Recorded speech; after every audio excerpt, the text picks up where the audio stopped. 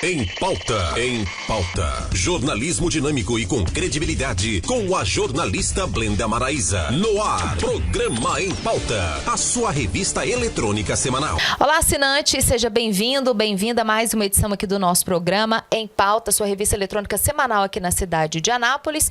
E no programa de hoje a gente recebe aqui dos nossos estúdios, o Canal 14 Anápolis, Dr. Victor Lisboa Campos, que é um advogado especialista em direito eleitoral, justamente para começar a tratar conosco já dessas informações. Afinal de contas, 2018 é um ano eleitoral. Antes da gente já dar um alô aqui para o nosso amigo e também advogado Dr. Victor Lisboa Campos, quero agradecer sobretudo a você que nos acompanha através também no canal, no YouTube, tá bom? Obrigada a todos aí que compartilham, que repassam as informações e comentam com a gente, principalmente nos dão sugestões aqui de pauta aqui para o nosso programa. Obrigada. Dr. Victor Lisboa Campos, é um prazer mais uma vez recebê-lo aqui no nosso programa. Obrigado, Blenda. Obrigado aos telespectadores do Canal 14, do programa Em Pauta. É uma satisfação novamente estar aqui participando do programa e trazendo conhecimento à população sobre as regras eleitorais, né? Estamos no ano eleitoral. A gente vai trazer um pouco das novas regras, o que será discutido nas eleições, quais são as determinações do TSE para que seja feito as eleições de 2018. Olha, já então a gente já se preparar para esse momento de eleição. Geralmente quem está mais antenado, né? No caso assim, o senhor que é advogado, é a sua área de atuação, os pré-candidatos já estão antenados, mas a população, né, doutor Victor, ainda não está, né, nem pensando literalmente na eleição, né? Justamente, agora a gente está na pré-campanha, né? Os candidatos estão já aflorados já, né? Então já estão correndo atrás de apoios, já estão tentando trazer lideranças para apoiar suas candidaturas, mas a população, de um modo geral, ainda está distante dessa ideia de eleição ainda, né? Esse ano também é um ano de Copa do Mundo, então antes das eleições ainda vem a Copa, que acaba dando uma desligada dessa questão eleitoral também. Mas a população se identifica mesmo e se volta os olhos para a campanha justamente na época de propaganda eleitoral, quando começa em agosto. Então as próprias pesquisas já têm indicado isso, que a maioria dos eleitores estão indecisos ainda, não estão nem tendo conhecimento de quem são os pré-candidatos. Então a gente que está envolvido nesse meio político, às vezes acaba tendo mais contato, né? Tem obrigação, na verdade, Sim, também, né? Mas acaba a população, isso, de um modo né, geral, acaba ficando um pouco distante disso nesse primeiro momento. Ainda estamos há 6 meses praticamente das eleições ainda. Então a população, de modo geral, ainda está um pouco distante da realidade, desse né? tema. Bom, então para que a população possa já começar a se inteirar e saber da importância, porque mesmo que com todos os seus desgastes políticos, tudo que está se envolvendo, se você não gosta de política, infelizmente, como diz Platão, vai ser governado por alguém que gosta. Então por isso que a gente vem trazer justamente isso aqui de utilidade pública para você já saber como é que está se desenvolvendo todo esse processo eleitoral. E nada melhor ainda do que o Dr. Victor já trazer para nós quais são as mudanças já para esse pleito de 2018. Sem dúvida, Blenda. Tivemos uma mini reforma eleitoral do ano passado, que já era vigente nessas eleições. Então temos algumas mudanças, alguma questão referente a financiamento, propaganda, filiação, a questão de distribuição de vagas também, questão de coeficiente eleitoral. Então tudo isso são as regras que modificaram já para as eleições de 2018. Bom, já nesse primeiro período de abril, penso que o que se tenha esgotado o prazo foi com relação à filiação partidária.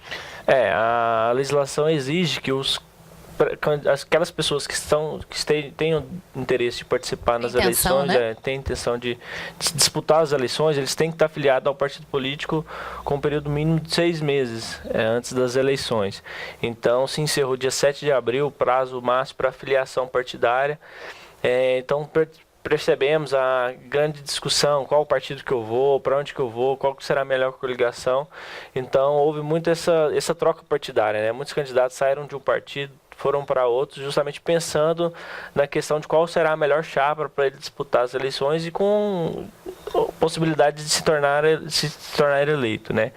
Então, esse prazo se encerrou agora, são 6 meses antes, a pessoa tem que estar afiliada ao partido político e com domicílio eleitoral no local onde ela vai disputar. Agora estamos diante de uma eleição estadual, então ele tem que estar residindo no estado de Goiás para participar das eleições para deputado, senador, governador, assim.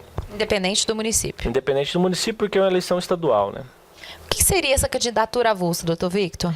Muito tem se discutido se existe a possibilidade da candidatura avulsa, a pessoa se sair candidata sem a participação de um partido, sem estar afiliada a um partido político. Tem essa possibilidade? Infelizmente não, ou felizmente não, né, também. Tivemos algumas decisões judiciais falando a respeito disso, dando autorizações a pessoas saírem candidatas sem estar afiliado, mas isso aí não tem nenhuma possibilidade, porque a legislação é clara, a candidatura depende de alguns pré-requisitos. Você tem que estar afiliado a um partido político, por exemplo, a filiação 6 meses antes, você tem que ter a quitação eleitoral, então não é permitida a candidatura avulsa. A pessoa obrigatoriamente tem que estar afiliada a um partido político, até mesmo para poder receber verbas, recursos, financiamentos que vêm através dos partidos políticos. Bom, já falando de financiamento, né, o Fundo Especial para as campanhas, como é que tem funcionado nessas mudanças? Foi uma das criações da reforma do ano passado, foi a criação do Fundo Especial de Financiamento de Campanha, que é um fundo onde a União vai destinar 30% das verbas parlamentares estaduais para constituir esse fundo, e também o valor correspondente aos valores que era destinado para aquela questão de propaganda partidária, que durante todo o ano antes da eleição, durante o ano eleitoral, os partidos tinham as propagandas partidárias. Então, a partir do ano passado foi excluída essa propaganda, não existe mais a propaganda partidária. Então, o valor que era destinado às isenções de impostos referente à utilização desse tempo de televisão pelos partidos foi convertido para o Fundo de Financiamento de Campanha. Então, o fundo é constituído desse período de isenção referente a 2 anos, e mais esses 30% dessas verbas parlamentares, que é um fundo que aproximadamente em torno de 1,7 bilhão de reais que serão destinados para o financiamento público das campanhas eleitorais. E como é que vai ser esse financiamento? Tem alguma mudança com relação a financiamento particular? Por exemplo, eu posso doar para algum candidato? Como é que seria isso? Teve alguma alteração nesse sentido? O financiamento de apoiadores, privado, né? Apoiadores para a campanha, ele é limitado a 10% sobre o rendimento da pessoa. Então, de acordo com o que ela declara para o imposto de renda, ela tem aquele limite de 10% sobre o rendimento bruto. Lembrando que pessoa jurídica não pode doar para a campanha, como era na eleição passada, para governador e presidente, então é vedado as empresas doarem. Então, o financiamento vai ser pelo próprio candidato, o autofinanciamento, pelos apoiadores da campanha e também pelo fundo partidário e pelo Fundo Especial de Financiamento de Campanha. São 2 fundos públicos, né? Lembrando que existe uma discussão no STF, um ADIM, a respeito se o candidato ele pode se autofinanciar 100% do limite de gastos, né? Então, até hoje, não saiu a decisão ainda, então ele pode financiar 100% da sua campanha, de acordo com o limite de gastos. Então, ainda se discute essa questão, porque facilitaria aquelas pessoas que têm mais condições financeiras de estar se desenvolvendo com mais facilidade, porque essa restrição veio impedir, dificultar a questão do dinheiro entrar na campanha, a partir do momento que se excluiu as empresas. Então, isso está sendo discutido ainda. É uma forma de democratizar, digamos assim, justamente, o processo eleitoral, tentar, né? dar possibilidade abrir, a todos, né? Possibilidade para que todos que queiram, possam, porque senão fica limitado só para quem tem dinheiro realmente ou consegue algum financiamento de uma empresa, algum conhecido e acaba, digamos assim, continuando, perpetuando aqueles representantes que lá já estão, né? Porque geralmente igual a gente tem o Fundo Especial de Financiamento de Campanha e o Fundo Partidário, mas dificilmente esses recursos chegam a todos os candidatos, né? Então, geralmente fica nas lideranças, os partidos, eles têm acesso a esses recursos. Geralmente aquele candidato que está saindo pela primeira vez, tem pouca força política, geralmente ele não tem acesso a esses recursos. Então ele tem que se valer dos recursos próprios, né? Então, às vezes a pessoa não tem condição financeira e isso acaba prejudicando. Olha, para você que está nos assistindo agora aí na telinha do Canal 14, obrigada pela sua audiência qualificada. Nós estamos aqui com o programa Em Pauta e recebendo hoje o Dr. Victor Lisboa Campos, advogado aqui de Anápolis e especialista em questões eleitorais, justamente para tirar as dúvidas dos nossos telespectadores, para você que nos acompanha no canal do YouTube, para que a gente já possa se inteirar desse processo de pré-campanha para as eleições deste ano. Bom, doutor Victor, tem limite de gastos para a campanha determinado? Como é que é? Sim, a partir do ano passado... Limite de doação também, acaba entrando os dois, sim, né? Sim, o TSE fixou alguns parâmetros limitando os gastos, né? Uhum. Por exemplo, temos eleições para presidente esse ano, o limite de gasto é 70 milhões para presidente no primeiro turno e no segundo turno é 50% desse valor, ou seja, 35 milhões. Para o governador do estado de Goiás, o limite de gasto é de 9,1 milhões. que é o teto máximo de gastos de campanha. Para deputados... Primeiro e segundo turno? Aí no segundo turno é 50% no segundo turno é 50%? É, isso mesmo. Ok. Para deputado federal, o limite de gasto é 2,5 milhões e para deputado estadual, o limite de gasto é 1 milhão. Então, a pessoa tem esse teto máximo de gastos de campanha, porque antes não existia um limite, na eleição passada não tinha um teto. Então a pessoa poderia gastar sem se preocupar com o teto de gastos, né? E agora, desde a eleição passada, que foi para prefeito, existe esse limite de gastos de campanha.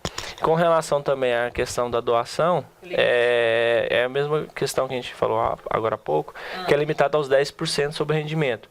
Então, se a pessoa teve um rendimento... Baseado no imposto de renda. Isso, se ela teve um rendimento bruto no ano anterior à eleição de R$100 mil, ela pode doar para candidatos até R$10 mil para financiar a campanha. Olha, bem especificado, né? Porque senão vira aquela bola de neve e acaba acontecendo que muitos aí nas últimas eleições de 2016 tem muita gente ainda tendo dificuldades, né, com relação às contas que não bateram. Tem muito caso disso, não tem, doutor? Sim, sem dúvida. É muito importante os candidatos se organizarem e fazer uma prestação de contas correta, né? Temos muitos casos de multas eleitorais elevadíssimas, então isso pode prejudicar o candidato para futuras candidaturas, que enquanto ele não quitar esses débitos eleitorais, ele não consegue a quitação eleitoral. Automaticamente ele não consegue registrar a sua candidatura, né? Então a Justiça Eleitoral está muito atenta com relação a isso, cruzamento de dados entre a Receita Federal, Polícia Federal, órgãos COAF. Então, né, a Receita Federal e a Justiça Eleitoral estão bem atentas a toda essa movimentação, toda a emissão de notas. Então é bom que os candidatos se atentem a essa questão para que façam uma prestação de contas correta para evitar transtornos e até mesmo perder o mandato, né? É complicado, porque nas eleições de 2016, por exemplo, o senhor trabalhou nas eleições municipais, né? Foi uma instância municipal, e eu tenho certeza que ainda tem daqueles mais de 600, né? Nós tivemos 600 candidatos a vereadores, eu acho que quase até 800, né? Tem muita gente que ainda está enrolada aí na Justiça Eleitoral, né? Sim, sem dúvida. Tem muita gente que foi multada, né? Pelo fato da prestação de contas. Ainda temos algumas prestações de contas que teve recurso, estão no TRE, estão voltando agora, às vezes ainda tem algumas pendências, né? Então, assim, é importante que os candidatos se organizem e tenha toda a questão, um controle de gastos, se organizem mesmo para a campanha.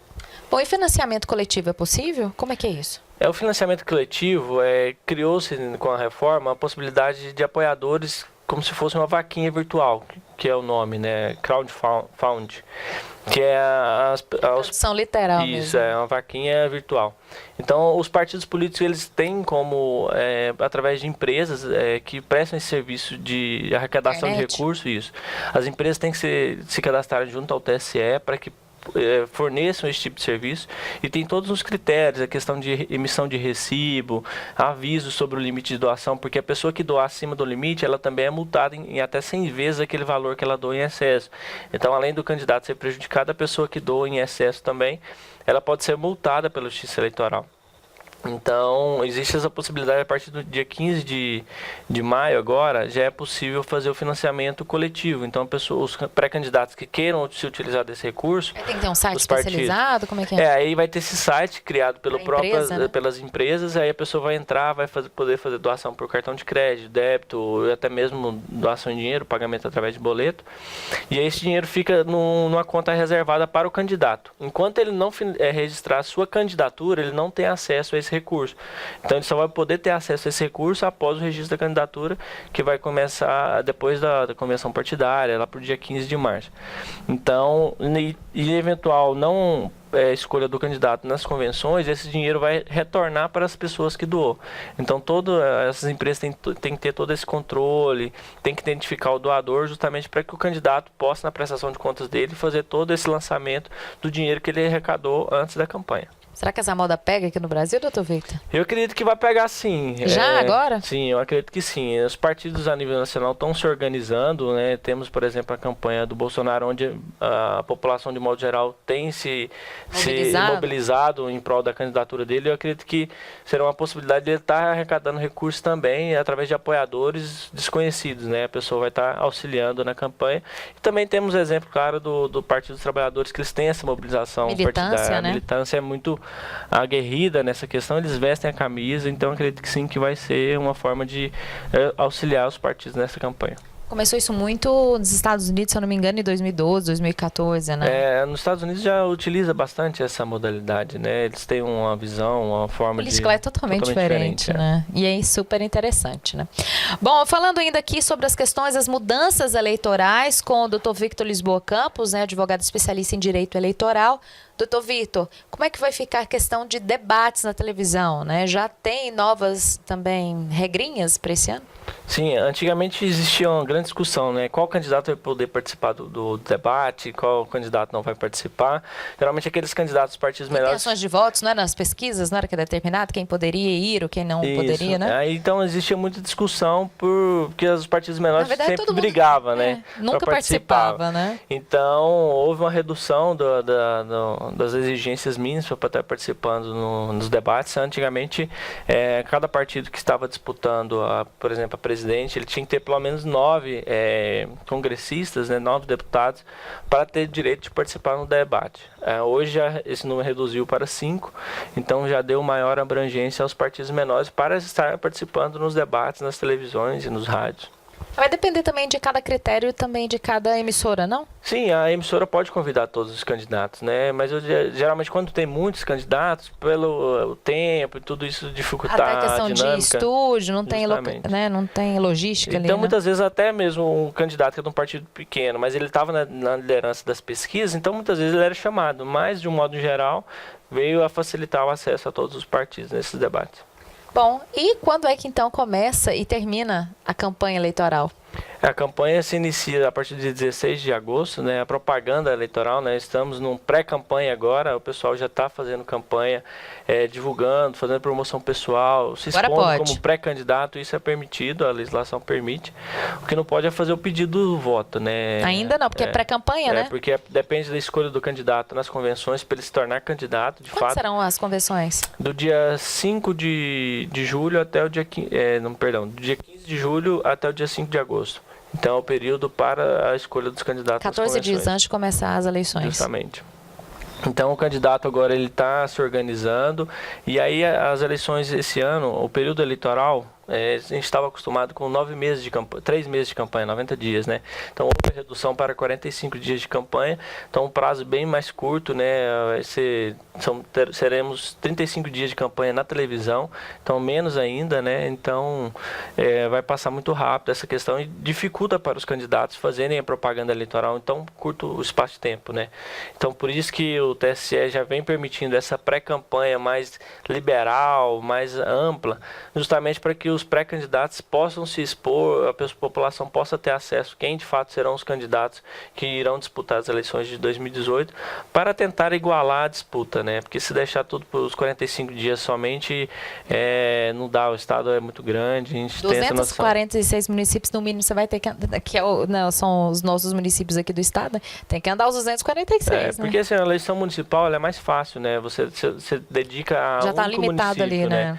Agora, uma eleição estadual, por exemplo, um candidato a deputado estadual, se ele quer mesmo, de fato, dar amplitude à sua eleição, ele tem que visitar inúmeros municípios, né? Então, se ele deixar isso os 45 dias, acaba que fica inviável. Ainda mais quem chega agora, quem quer tentar uma vaga. Quem está lá já tem a sua visibilidade. Agora, quem quer chegar, fica muito mais difícil, né, doutor Victor? Muito mais complicado. E a questão da internet, como é que vai funcionar? Agora, nesse momento, todo mundo pode se divulgar, mas na época da campanha tem algumas outras mudanças ou não, doutor Victor? Com relação à propaganda da internet, é uma novidade que vai ser... Isso vai facilitar muito para os candidatos, demais, né? Hoje em dia temos as redes sociais, geralmente a amplitude que uma rede social atinge aí é muito grande, né? A gente não tem nem conhecimento de quantas pessoas atinge, né? Então, é sim permitida a utilização de redes sociais, páginas oficiais dos candidatos, links patrocinados, que é uma novidade agora. Na eleição passada não existia essa possibilidade. Agora pode? Agora o candidato vai poder ter link patrocinado. Durante a campanha? Durante a campanha, impulsionamento de publicação. Porque tem um acesso mais, assim, um acesso bem tranquilo, né, financeiramente falando, né? Sim, é um custo baixo, isso, né? E acaba atingindo uma quantidade razoável de eleitor, né? Isso. Mas lembrando que esse impulsionamento, tem que partir do candidato. Tá. Apoiadores de campanha não podem fazer esse impulsionamento, esse link patrocinado. Só nas páginas oficiais do candidato. O candidato, ele próprio tem que fazer esse impulsionamento até mesmo para controle de gastos, né? Porque senão ele pegaria várias pessoas que o apoiam, estaria impulsionando e esse recurso que está sendo utilizado para impulsionamento não entra na prestação do candidato. Nossa, é complicado em determinar para a militância, não impulsione. Então é uma situação delicada e temos a questão e vai ter muita gente sendo penalizada aí. Muita ação na justiça justamente pedindo bloqueio desse serviço, né? Então é importante toda essa questão. Qual vai ser o dia da eleição, doutor Victor? Dia 7 de outubro, né? A festa da democracia? Dia 7 de outubro é o... Domingão, primeiro turno, né? E eventual segundo turno no último domingo do mês de outubro. Mas vamos ter segundo turno, e esse já é fato, viu? Tanto para presidência quanto para governo do estado. Né? Porque só aguardar. Não um candidato se despontando, né? Assim, para que não gere eleição direta no segundo Os 51%, né? E quem não estiver no domicílio, né, eleitoral, tem que fazer a sua justificativa. É importante que as pessoas justifiquem o voto, né, a ausência no dia da votação, e depois compareçam ao TRE para regularizar essa situação, né? E se caso não for possível a justificativa do voto, que imediatamente após a eleição a pessoa se organize e justifique para evitar qualquer transtorno, assumir cargo público, tirar passaporte, né? Viagem, tudo isso venha prejudicar. Dr. Victor Lisboa Campos, advogado especialista em direito eleitoral, quero agradecer a sua presença aqui no nosso programa e foram, assim, realmente informações de utilidade pública justamente para o nosso telespectador. É uma satisfação, Blenda, estar participando do programa Em Pauta e, sem dúvida, é importante a gente trazer o conhecimento dos eleitores, né, essas informações, porque, como você disse no início, a propaganda, a política, ela está enraizada em tudo, né? Então todas as instâncias da nossa sociedade. A gente tem que se atentar a essas questões e gostar de política, porque se a gente não gosta, aquele que é vizinho nosso gosta, acaba pendendo para um lado que às vezes você não é interessante, né? Então é importante que a pessoa não anule o voto, não vote em branco, pelo pior que seja os candidatos, mas alguém será eleito. Então, que ela opte por um daqueles que estão na disputa eleitoral. E apesar de toda essa onda de corrupção, ainda assim existe políticos honestos, existe políticos que querem fazer diferente, querem modificar. Então, a pessoa se dedique a isso e encontre pessoas que pensem mais ou menos como você, forma, né? Justamente. Olha, então já vai se inteirando aí sobre a política, não deixe para a última hora e não faça como muita gente faz, que eu acho triste quando a gente vai cobrir eleição, as pessoas chegam na porta dos colégios eleitorais, viram o santinho que está na porta e vai votar. Não faça isso, tá? Porque foi tão difícil conquistar, né, o poder do voto, sobretudo para nós mulheres, né? Era tão difícil, a gente não votava. Tem pouco tempo que a gente vota. Então, por mais que esteja complicado, vamos tentar achar um candidato ou uma candidata, né, que venha a se inteirar aí nos seus pensamentos, nas suas ideologias. O importante é não perder a esperança, porque o dia que a gente, como sociedade, perder a esperança, aí não tem sentido, a gente nem já está mais aqui, né?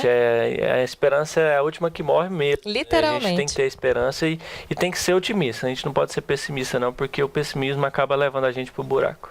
Doutor Victor, até o próximo programa. Obrigado. Olha, com o doutor Victor Lisboa Campos aqui hoje, a gente agradece a sua audiência qualificada, contando com ela numa próxima edição.